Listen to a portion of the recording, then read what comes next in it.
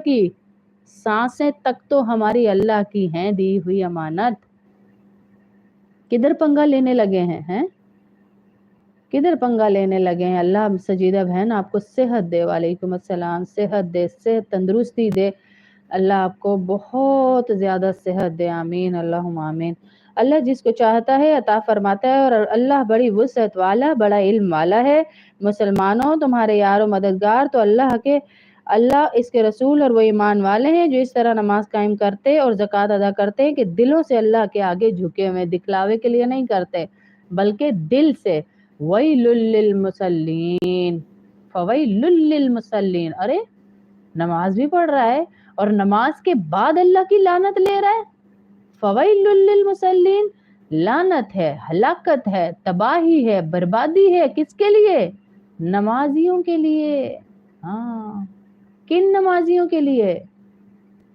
किनको अल्लाह रब्बुल इज्जत कह रहे हैं कि हलाकत है, बर्बादी है, फवैलुल लिल मुसल्लीन, तबाही है उन नमाजियों के लिए जो रियाकारी से नमाज पढ़ते हैं, दिखलावे की नमाज पढ़ते हैं। कोई नहीं है तो ठोंगे मारी, कोई सामने है तो लंबे लंबे रुकू सजदे हो रहे हैं, लंबे लंबे क़याम हो रहे हैं, उनके लिए भी हलाकत है, कहा जाएगा।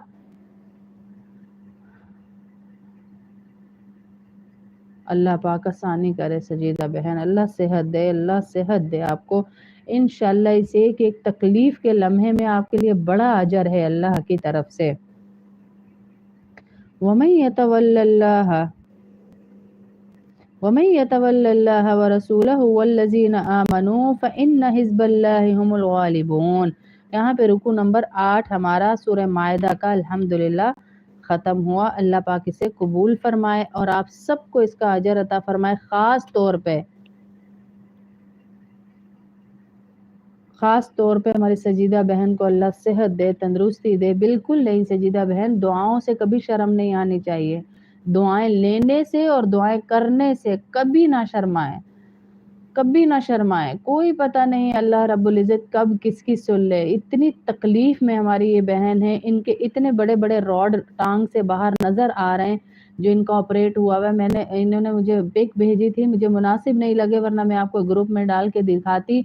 किस तकलीफ से भी ये हमारी क्लास ले रही हैं। इनकी पूरी टांग के अंदर इतने इतने वो जो रॉड, स्क्रू वाले रॉड होते हैं ना, वो लगाए गए हैं।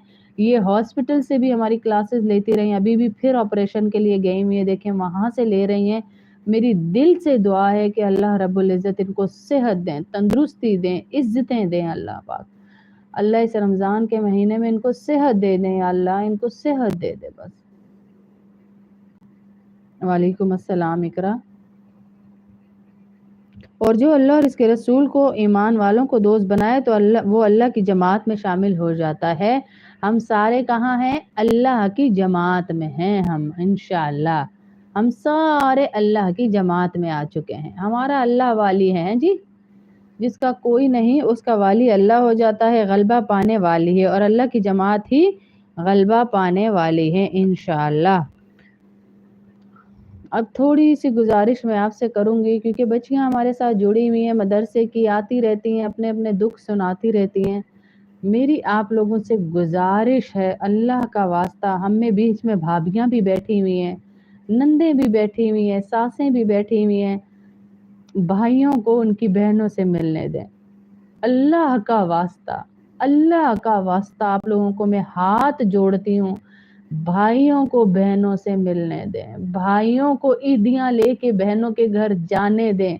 कोई रस्म नहीं, कोई दीन में, शरीयत में नहीं, लेकिन अल्लाह का वास्ता एक भाई अगर 20 रुपए की चूड़ियां लेके भी अपनी बहन के घर सेवइयों का पैकेट 100 रुपया लेके भी चला जाएगा ना, तो जो बहनें दुख से तड़प के साथ हमें फोन करती है ना कि बाजी मेरा शोहर तो मुझे ताने देता ही था, अब मेरे बच्चे भी मुझे ताने देते हैं कि तेरे भाइयों ने तेरे लिए किया ही क्या, जो तेरे घर घुसना पसंद नहीं करते। अल्लाह का वास्ता ईद का मौका है, अपनी बहनों के घर जाएं, उनकी ईदी लेके जाएं, उनके बच्चों के लिए ईदी लेके जाएं। ان کے بچوں کے لیے عیدی لے کے جائے, بھلا دے سارے گلے شکوے. ارے بہنیں کیا مانگ رہی ہیں